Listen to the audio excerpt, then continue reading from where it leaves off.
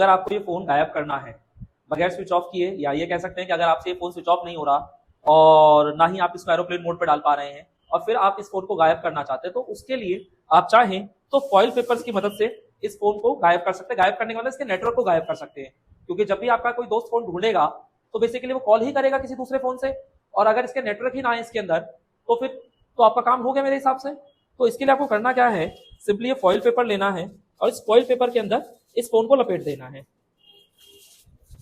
ठीक है? और कुछ भी नहीं करना आपको, सिर्फ आप इस फॉइल पेपर के अंदर इस फोन को लपेट दीजिए। और अब आप कोई भी एक जना मेरे नंबर पर ट्राई कीजिए, देखिए कॉल लगती है कि नहीं लगती है। दिखाइए क्या कह रहा है, स्पीकर ऑन कीजिए इसका, समय पश्चात पुनः प्रयास करें। ठीक है? जबकि फोन यहीं रखा हुआ है, लेकिन आप देख सकते हैं कोई नेटवर्क नहीं है इसमें। तो ये हुआ कैसे?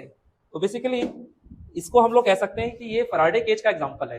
बेसिकली आप ये समझ लीजिए कि मोबाइल के अंदर जो सिग्नल्स आते हैं वो इलेक्ट्रोमैग्नेटिक वेव्स के फॉर्म में होते हैं, यानी वहां पे इलेक्ट्रिक फील्ड भी होती है और मैग्नेटिक फील्ड भी होती है, और दोनों की वैल्यू समय के साथ वेरी कर रही होती है।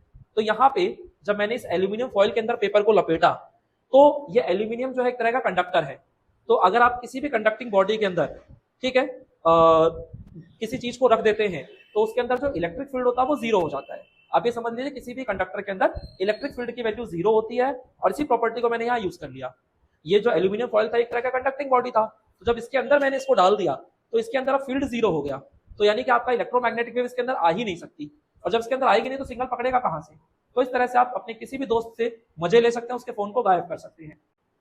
और ये टेक्निक जेब कतरों तक नहीं पहुंचनी चाहिए, वरना मामला खराब हो जाएगा।